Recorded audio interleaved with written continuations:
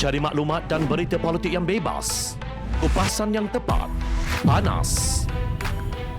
Dapatkannya secara eksklusif hanya di Jom Channel. Komitmen kami, pentasan berita Isnin hingga Jumaat. Berbicara dan isu semasa, kami garapkan secara langsung. Panel-panel berkaliber dan profesional. Interaktif, pandangan anda kami raikan. Jangan lupa bersama kami di setiap hujung minggu dalam edisi khas mingguan. Jom Channel, moving forward, sharing a new experience.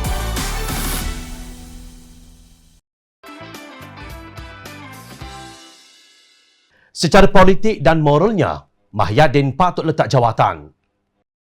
Hilang sokongan parti komponen Perdana Menteri Tan Sri Mahyadin Yassin perlu letak jawatan secara terhormat, tegas Majlis Presiden Pakatan Harapan. Majlis Presiden mengeluarkan kenyataan demikian setelah mengambil maklum pengumuman Presiden UMNO Datuk Seri Ahmad Zahid Hamidi bahawa parti itu telah menarik balik dan menamatkan sokongan kepada Perdana Menteri serta-merta.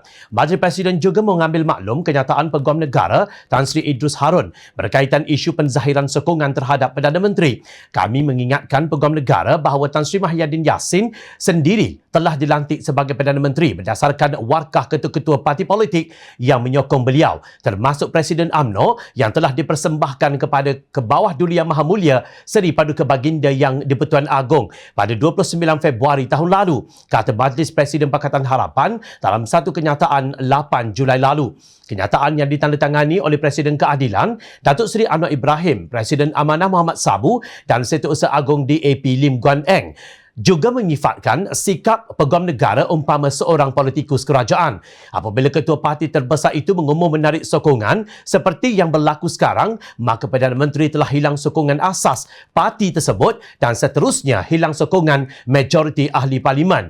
Jelas sekali Peguam Negara bertindak lebih sebagai ahli politik Perikatan Nasional daripada mempertahankan keluhuran undang-undang, kata kenyataan itu.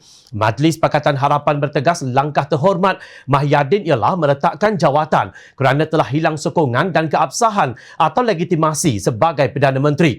Pada masa yang sama, Majlis Presiden Pakatan Harapan berkata pihaknya akan terus memberi fokus kepada usaha menyelesaikan masalah rakyat, pengurusan krisis COVID-19 dan program vaksinasi yang lebih pantas serta langkah-langkah menghidupkan semula ekonomi negara yang lebih baik melalui dasar-dasar yang diteliti dan diumum oleh jawatan kuasa Pakatan Harapan. Kita perlu memberi lebih banyak tumpuan kepada usaha menyelamatkan nyawa dan ekonomi rakyat ekoran krisis COVID-19 yang kian meruncing berbanding terus berpolitik demi jawatan dan habuan. Menurut kenyataan itu, mengulas mengenai keperluan untuk mendapatkan mandat rakyat dalam pembentukan kerajaan baharu, Majlis Presiden berpendirian bahawa waktu ini bukanlah masa yang sesuai untuk mengadakan pilihan raya umum, pilihan raya negeri atau pilihan raya kecil. Ini kerana jumlah kes COVID-19 yang masih tinggi dan prasarana kesihatan awam yang semakin tertekan. Desakan Majlis Presiden Pakatan Harapan itu adalah dengan tuntutan amalan demokrasi negara-negara maju di dunia.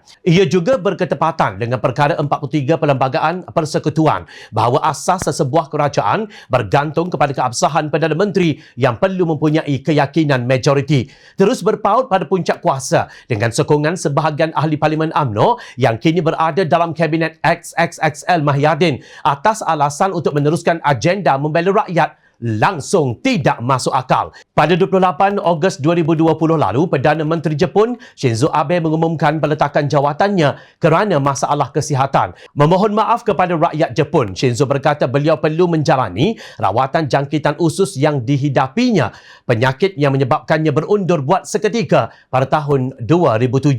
Shinzo merupakan Perdana Menteri Jepun yang paling lama mengetuai Kabinet Kerajaan Jepun, iaitu selama 7 tahun 268 hari, iaitu 26 Disember 2012 hingga 16 September 2020.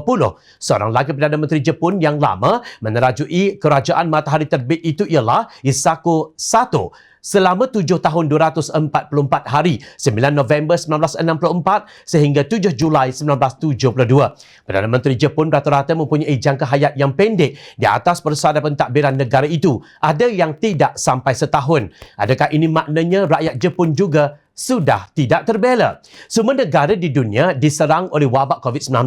Tiada satu negara yang bebas daripada serangan tersebut, termasuklah negara Jepun.